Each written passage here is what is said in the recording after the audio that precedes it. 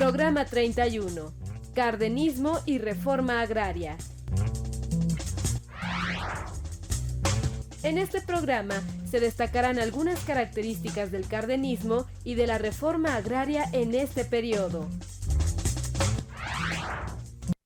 Al iniciar la década de 1930, el escenario político mexicano estaba dominado por el jefe máximo, Plutarco Elías Calles. Sin embargo, esto cambió cuando el general Lázaro Cárdenas ocupó la silla presidencial. El nuevo mandatario del país rompió definitivamente con el general Calles y lo envió al exilio. Algunas de las ideas políticas y sociales de Cárdenas las había llevado a cabo cuando fue gobernador de Michoacán. Estas incluían la realización efectiva de algunas de las demandas expresadas durante la lucha armada y formaban parte de la Constitución de 1917. El gobierno cardenista realizó transformaciones políticas, económicas y sociales profundas. Algunas de ellas contribuyeron al desarrollo del país y tuvieron consecuencias a largo plazo. Sin embargo, el impacto de otras fue corto, pues los presidentes que sucedieron al general Cárdenas estaban en desacuerdo con ellas, por lo que las modificaron o las eliminaron. Tal como desarrolla Cárdenas la reforma agraria, se permite el posterior aceleramiento de la industrialización y que Ávila Camacho suavice la demagogia socialista en la educación.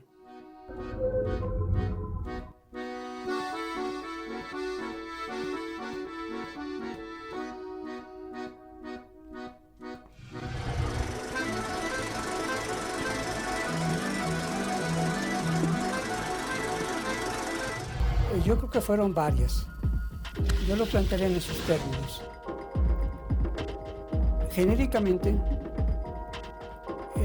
la Revolución Mexicana es un fenómeno que trata de reformar, suavizar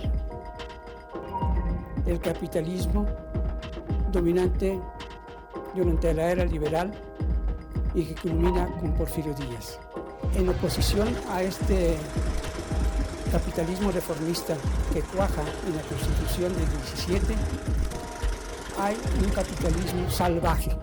Entonces Cárdenas se tiene que enfrentar a los partidarios del capitalismo salvaje, algunos de ellos salidos de las filas del porfiriato. El propósito de Cárdenas, el fundamental, es vencer a la hacienda. Esto significa cumplir con el artículo 27 de la Constitución. Una cosa muy importante, que el primer plan seccional concede la tierra, el derecho a solicitar tierras a los peones acasillados. Esto es, los que viven en las tierras de la hacienda. Esto significa que al aplicarse podrían los hacendados perder la fuerza de trabajo que veían como propia. La Constitución de 17 no solo limita el poder de la hacienda, sino que consagra, sanciona, fortalece la protección a los trabajadores urbanos. Esto es, los que trabajan en el comercio y los que trabajan en la creciente industria que hereda el porfiriato. Pero al lado de esto hay un problema de carácter cultural que origina un enfrentamiento muy grave. Limitar el poder de la Iglesia, tal como lo establece el artículo 130 de la Constitución, y hacerlo a través del artículo 3 de la Constitución, que es el que sanciona la educación. Educación que se llama socialista. Lo cierto es que durante el gobierno de Cárdenas, los diferentes secretarios de educación pretenden establecer una educación socialista. Esto lleva en realidad a una demagogia en cuanto a la educación pretendidamente socialista. La propiedad de la tierra fue uno de los principales problemas que originaron el inicio de la revolución. A pesar de que la Constitución de 1917 establecía el derecho de los campesinos a que se les dotara de tierras, a mediados de la década de 1930, muy pocas hectáreas habían sido entregadas. Sobre este asunto, el general dijo en 1934, poco antes de asumir la presidencia: Tengo presentes de una manera indeleble las impresiones que durante mi campaña electoral pude recoger. Profundas desigualdades e inicuas injusticias a que están sometidas grandes masas de trabajadores, y muy particularmente los núcleos indígenas que deben constituir para nosotros una honda preocupación.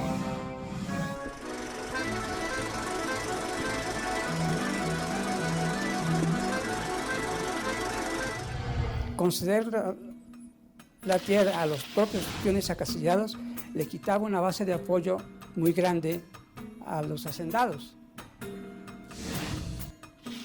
Porque antes los hacendados solo podían recibir solicitudes de dotación o restitución de tierras de los trabajadores que vivían en los pueblos. En principio, trabajadores libres, por tanto no sujetos a la hacienda.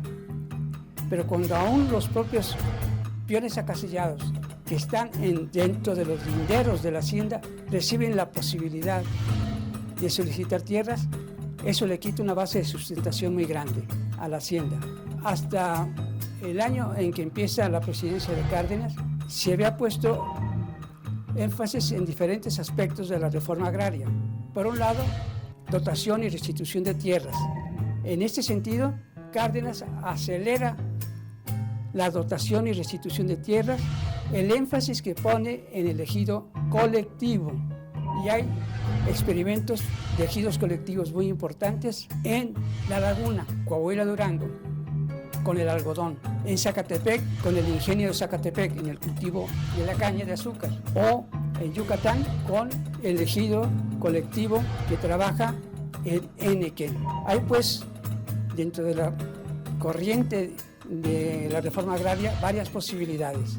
Cárdenas acentúa la reforma de carácter ejidal e incluso le concede mucha importancia al ejido colectivo.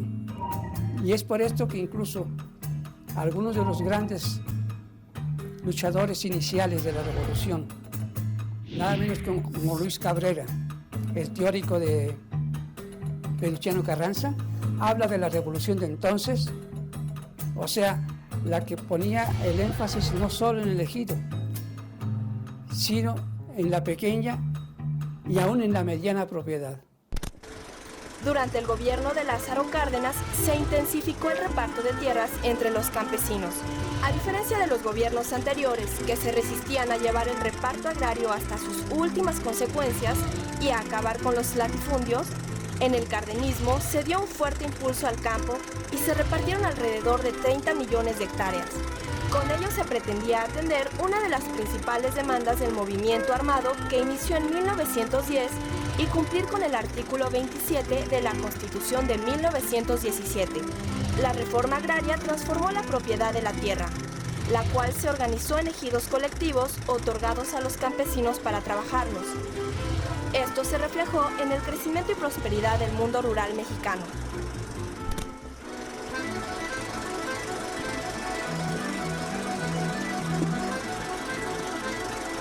Bueno, yo creo que habría que distinguir las consecuencias a corto plazo y a largo plazo. A corto plazo, este aceleramiento por la vía ejidal e incluso en casos extremos el ejido colectivo crea una tensión muy fuerte que incluso está a punto de desembocar al término del gobierno de Cárdenas en un intento de una revolución contra la revolución. Pero Cárdenas tuvo el acierto político de no dejar como heredero al general Mújica, michoacano como él, que era un hombre quizá aún más radical que Cárdenas, sino dejarlo en manos de un general moderado, Manuel Ávila Camacho. Esto le quita banderas a sus enemigos y aunque el final de Cárdenas es tenso, difícil, la transición se hace sin que estalle esa rebelión, sino tal o cual motín aislado, pero que no pone en peligro la estabilidad del país.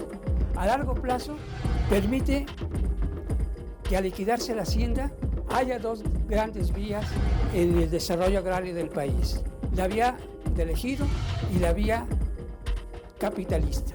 Y la vía capitalista agraria permite el desarrollo de la industria, que es lo que hace, después de Ávila Camacho, Miguel Alemán.